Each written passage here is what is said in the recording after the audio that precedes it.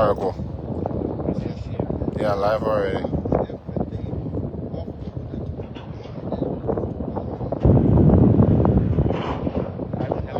Yes, that'd be refreshing, you see.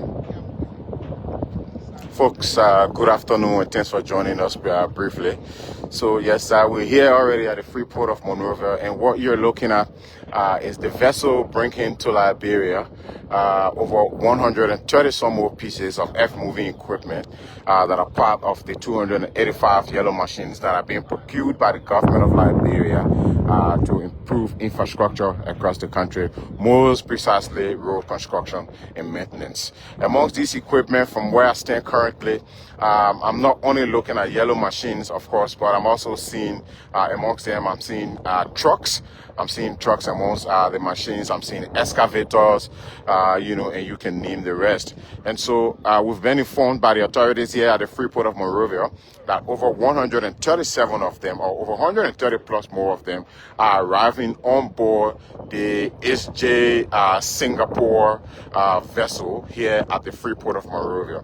So wherever you're watching from and joining us from, we'd like to say thanks for joining us and thanks for watching. My name is Anthony Williamson. I'm here with my team.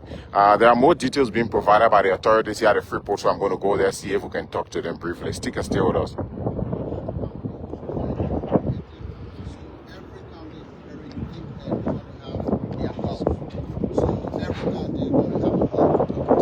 Some things may not originally like training because of logistics and finance.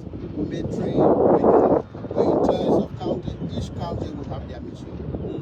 Now, you talked about training, and then it comes with manpower. Right. Because the vice president made a statement that, look, if you're heavy duty mechanic or heavy duty driver, you know how to drive these equipment. This is the time now. Have you started recruitment already, or is not within your It's the county second responsibility? How is it going to be? And that's coming very soon. The announcement will come soon. So, like I said, this is just the first batch. So, we are spending a week thereby. The second batch will be here. So that's very useful. So folks, just so you can have a glimpse again before there you have the machines arriving here, right here on the freeport of Monrovia, here on the ship, and the ship is headed towards the pier. It's being guided by this boat right here at the side of it, and it's being taken towards the pier gradually, heading there. So folks, we've been informed that 130 some more of these equipment have already arrived in country, and there you have them. They're heading towards the pier. So we also have the committee head, Honorable Bernie Samukai, who chairs the committee for the yellow machines. He's here on the freeport of Monrovia already, and he's going to talk to members of the press to bring us up to speed on additional details, how many are there. But we did hear from one of the officials a moment ago that these machines are arriving, and in the next one that will be arriving here on the freeport of Monrovia. So we're going to go on the other end, at least so you can have a glimpse from that far as we go. So from this side, you will not be able to see the machine. So we want to go from the other side of the port, so you can be able to at least have a glimpse of them. But we've been informed, guys, over 130 some more of them are already in country, and they're the all right, folks, thanks for joining us again. Please check the sound here.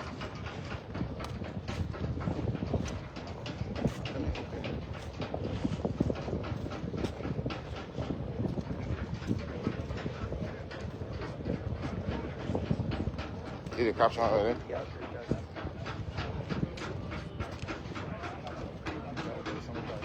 Yes. Check the sound.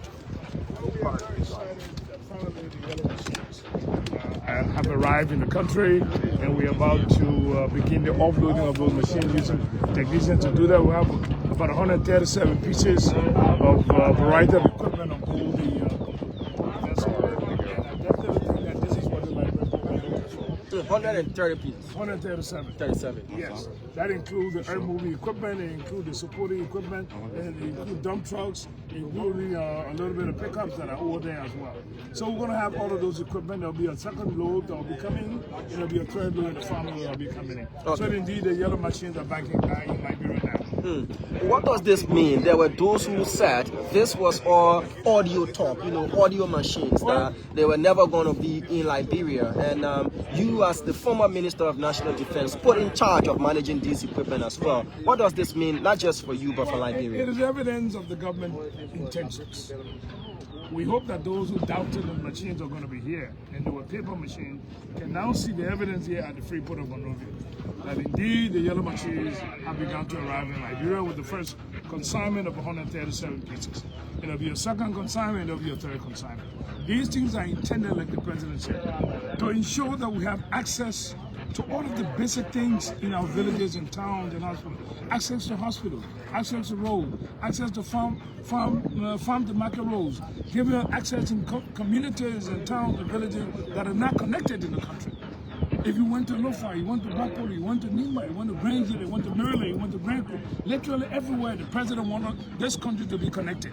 So that eventually when all of the counties have been connected by tarmac roads, our towns and villages can be connected as well by very good roads. So that all year round we have the capacity to move about, businesses will improve and increase, our economy will expand because obviously roads are coming and power is also coming. So a combination of all of these will give us the kind of development focus that we're talking about. What about employment? Because these machines are not going to drive themselves. I can tell you up front that very shortly this week, there'll be an announcement on the radio, first for the minimum staff in the local office, and then second for hiring at least about 552 operators of this equipment and another 552 support elements throughout the 15 political subdivisions of the country. So you'll be talking over 1,000 people are going to be employed. If you do a multiply of 1,000 person employed, receiving a minimum amount of money, say for an example, $400, for an example, at 1,000.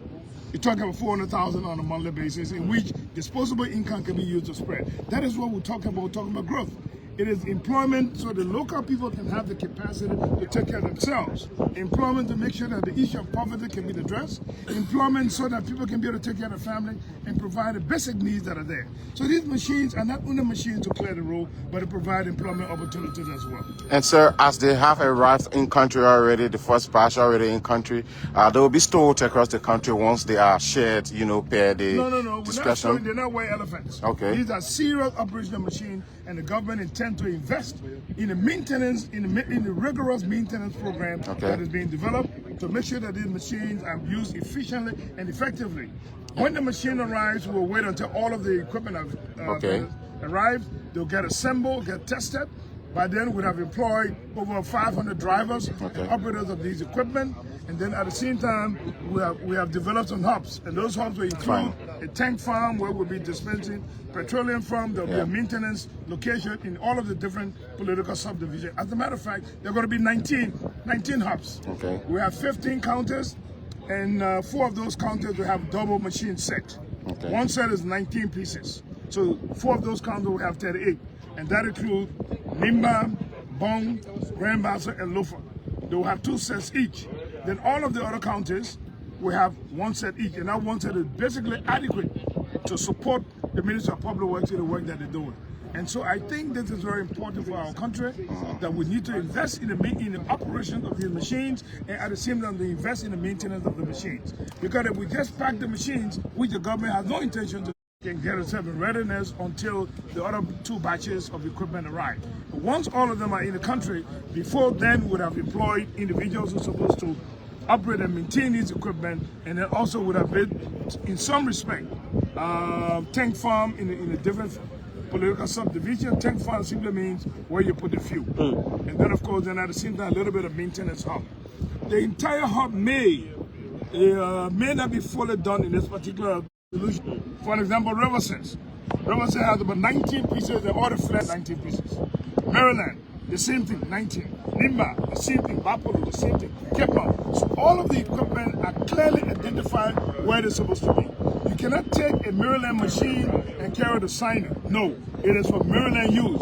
If you cross it, we have an electronic system that will shut the machine down, because you're going outside of the location where it's supposed to work, unless it is approved and authorized by the Board of Authority of the machines. Yeah, those that's machines my cannot move. question, Honorable Samuka. Yeah. Is it that the counties are going to maintain an exclusive No. right in where and how these machines are used, Yes. or they will do them in collaboration with the board that will sign off on them using these machines? That's what I want to No, know. it is for the county. They will make an identification with the local government authorities on the ground, along with the public works engineer that are on the ground, and they will make a determination as to where they would like these machines to go to perform a given task.